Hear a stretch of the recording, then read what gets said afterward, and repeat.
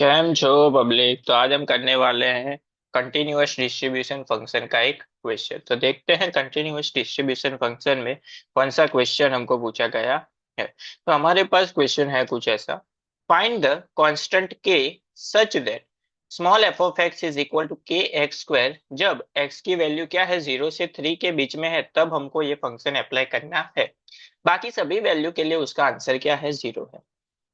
Is a probability density function.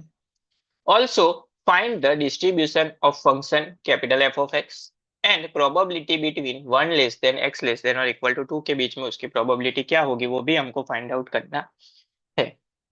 चलिए देखते हैं कैसे सॉल्व करेंगे इसको हम। सबसे पहले तो यहाँ पे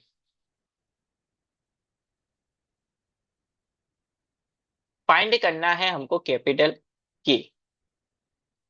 इसका मतलब ये हुआ कि हमको जो फंक्शन दिया हुआ है वो फंक्शन कौन सा है, प्रोबेबिलिटी डेंसिटी फंक्शन। तो अभी प्रोबेबिलिटी डेंसिटी फंक्शन क्या होता है कि अगर हमको दिए गए फंक्शन की अगर हम minus infinity to infinity limit लेके एफ ऑफ एक्स फंक्शन की इंटीग्रेशन करें तो उसका आंसर हमको क्या मिलेगा, 1 मिलेगा।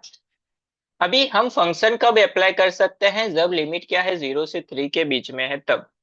लेकिन यहाँ पे लिमिट क्या है, माइनस इंफिनिटी टू इंफिनिटी।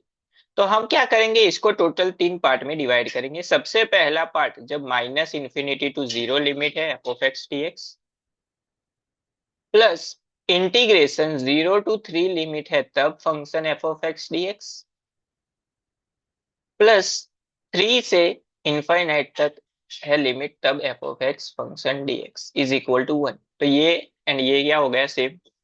ये minus infinity to 0 and 3 to infinity दोनों के लिए अदरवाइज फंक्शन है, इसका मतलब उसकी आंसर क्या हो जाएगा, 0। तो ये दोनों फंक्शन हो जाएंगे 0। बचा क्या, माइनस इंटीग्रेशन 0 to 3, तब फंक्शन कौन सा अप्लाई करना है, k x square d x is equal to 1। अभी के कांस्टेंट है तो के आ जाएगा बाहर, एक्स स्क्वायर उसका इंटीग्रेशन हो जाएगा x³ बाय 3, लिमिट आ जाएगी 0 से 3 तक। लिमिट अप्लाई कर देते हैं तो क्या होगा, upper limit minus lower limit 0 है तो पुट करने की जरूरत नहीं। देयरफॉर के 3 का क्यूब हो जाएगा। तो 3 का क्यूब, एक एक 3 कैंसिल आउट हो जाएगा तो 3 into 3 बचेगा। तो 3 into 3 क्या होगा, 9 इज इक्वल टू 1। देयरफॉर के इज इक्वल टू हमको मिल गया 1/9। के की वैल्यू क्या मिल गई हमको, 1/9। सिंपल था। अब हमारे पास जो फंक्शन था वो फाइनली फंक्शन ऐसा बन गया, small f of x is equal to 1/9 x square, जब लिमिट क्या है, 0 < x < 3 है तब। तो ये हो गया हमारा फाइनल आंसर।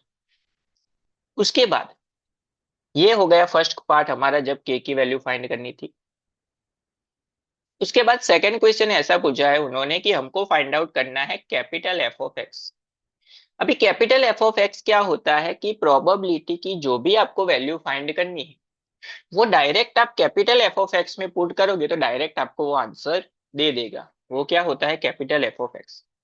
अभी उसको फाइंड कैसे करते हैं, तो उसके लिए फॉर्मूला है minus infinity to lower limit वही रहेगी, लेकिन अपर लिमिट की जगह पे क्या आ जाएगा, x, function f of x d x.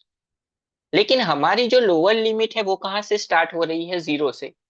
तो इसको हम 2 पार्ट में डिवाइड कर सकते हैं, minus infinity to 0 f of x d x, plus 0 to upper limit जो है वो 3 है, लेकिन 3 की जगह पे क्या लेना है, x, f of x d x लिख सकते हैं, ऐसा लिख सकते हैं।